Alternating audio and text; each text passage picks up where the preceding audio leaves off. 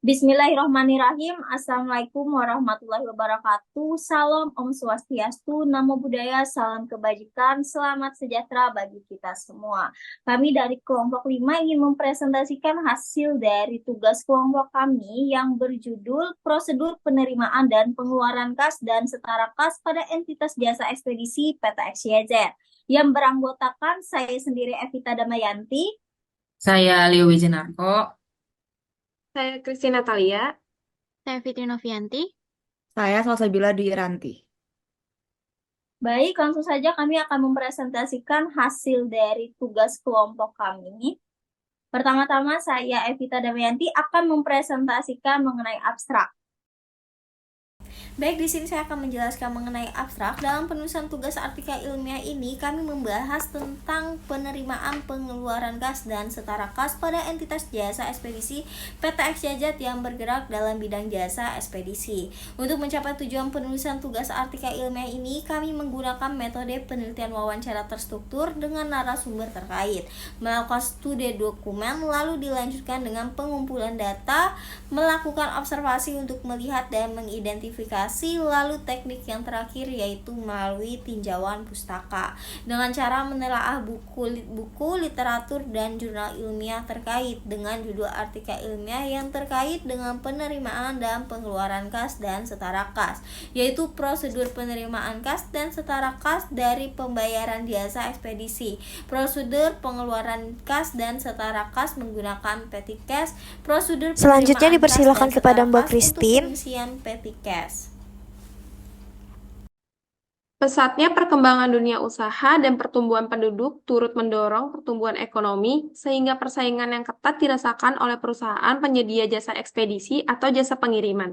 Selain itu, semakin berkembangnya jasa ekspedisi di kalangan masyarakat, pendapatan yang dihasilkan dari ekspedisi itu sendiri menjadi sumber pendapatan utama dari usaha yang dijalankan oleh entitas. Menurut Ferdinand tahun 2018, kas dan setara kas adalah akun yang sangat liquid, dan karenanya terus berubah seiring adanya pengeluaran dan penerimaan kas entitas. Kas dan setara kas juga termasuk akun yang diperlukan untuk operasi entitas dan juga salah satu akun yang penting dan harus diperhatikan.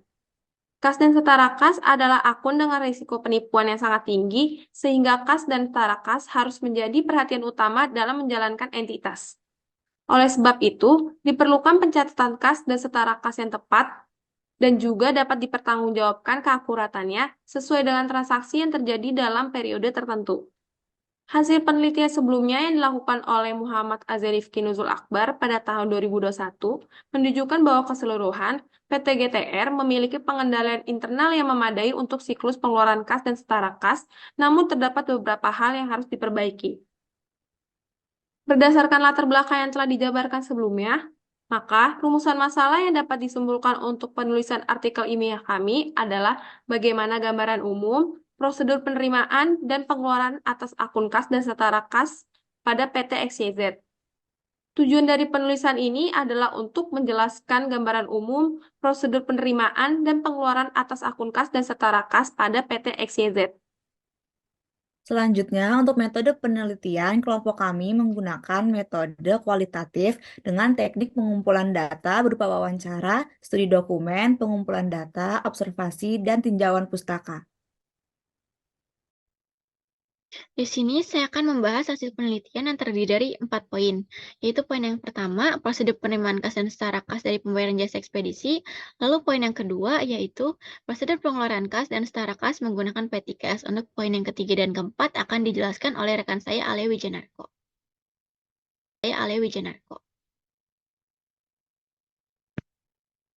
Pada poin yang pertama, yaitu prosedur penerimaan kas dan setara kas dari pembayaran jasa ekspedisi, invoicing team membuat invoice yang telah diisi option freight oleh shipping line yang digunakan oleh PT XYZ. Berdasarkan invoice, maka divisi finance membuat consultation slip dan akan diperiksa dan ditandatangani oleh finance manager dan managing director sebagai bukti menerima pembayaran dan membuat slip sesuai dengan uang yang diterima yang digunakan oleh PT XYZ. Lalu divisi finance menyetorkan uang hasil pembayaran ke bank dengan bukti slip setoran bank yang digunakan oleh PT XYZ. Dengan slip setoran bank tersebut, divisi finance membuat receipt voucher dan akan diperiksa dan ditandatangani oleh finance manager dan managing director. Setelah receipt voucher disetujui dan ditandatangani, Divisi Finance membukukan ke dalam buku kas atau bank serta mempostingnya ke dalam buku pembantu piutang atau customer. Lalu Divisi Finance menyimpan file tersebut sebagai bukti transaksi yang telah dilakukan. Untuk poin yang kedua, yaitu prosedur pengeluaran kas dan secara kas menggunakan petty cash, diawali dengan adanya General Affair yang mengajukan pengeluaran kas kecil ke bagian finance untuk keperluan kantor. Sebelum meminta dana, General Affair sudah menghitung nominal pengeluaran yang diperlukan dan menentukan tujuan dari pengeluaran tersebut. Bagian finance harus mengisi petty cash form untuk pengeluaran kas kecil sebagai bukti adanya pengeluaran kas kecil yang diberikan kepada penerima dana. Dokumen petty cash form dibuat oleh bagian General Affair dan akan disetujui oleh Finance Manager. Setelah itu, bagian Finance mengisi petty cash form selanjutnya diperlukan persetujuan dari Finance Manager dan Managing Director untuk menandatangani dokumen dan mengecek apakah barang tersebut benar-benar dibutuhkan. Setelah disetujui, bagian finance akan mengurus transaksi pembayaran dokumen delivery by JNE. Setelah uang tersebut digunakan untuk melakukan pembayaran, bagian finance memberikan tanda bukti pembayaran yaitu berupa dokumen pemakaian petty cash ke finance manager untuk menandakan bahwa uang tersebut benar-benar digunakan sesuai dengan tujuan. Lalu bagian finance akan memposting transaksi tersebut ke petty cash ledger. Dokumen tersebut dibuat oleh bagian finance dan akan disetujui dan oleh finance manager setelah ditandatangani. Dokumen tersebut lalu akan diarsipkan.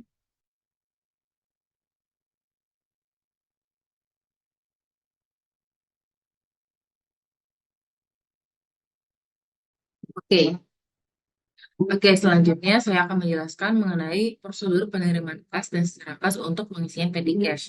Kita kategorikan form-form tersebut ada petty cash form, pengisian kembali, lalu yang kedua ada reimbursement form, dan yang ketiga ada petty cash ledger. Saya akan jelaskan langkah-langkah yang akan dilakukan untuk prosedur penerimaan kas dan secara kas untuk pengisian kembali petty cash. Yang pertama diawali dengan bagian finance mengumpulkan dokumen petty cash form untuk pengisian kembali kas kecil form ini dibuat oleh bagian finance dan akan disetujui oleh finance manager.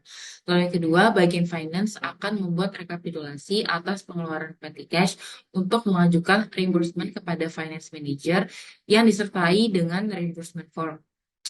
Form ini dibuat oleh bagian finance dan akan disetujui oleh finance manager. Lalu yang ketiga, dokumen petty cash form dan reimbursement form akan diperiksa dan ditandatangani oleh finance manager dan managing director dilihat dari nominal dan juga tujuan pengeluaran. Lalu selanjutnya, jika sudah ditandatangani, pencairan reimbursement akan dilakukan dengan cara memindahkan saldo cash in bank ke petty cash oleh bagian finance. Yang terakhir, bagian finance juga akan memposting transaksi tersebut ke petty cash ledger. Dokumen tersebut dibuat oleh bagian finance dan akan disetujui oleh bagian finance manager. Setelah ditandatangani, dokumen tersebut akan diarsip. Selanjutnya ada beberapa kategori pengendalian internal terhadap PT XYZ. Pengendalian internal ini ditujukan untuk menghindari segala kesalahan-kesalahan yang terjadi atas prosedur yang akan dilakukan oleh PT XYZ. Yang pertama itu ada lingkungan pengendali internal atau control environment. Lalu yang kedua itu ada pemantauan atau monitoring. Lalu yang ketiga ada penilaian risiko atau risk assessment.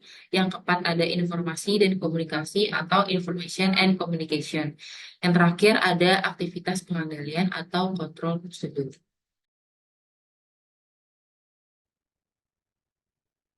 Terakhir, kesimpulan dari penelitian kelompok kami adalah yang pertama, gambaran umum kas dan setara kas PT XYZ sudah sesuai dengan pernyataan standar akuntansi.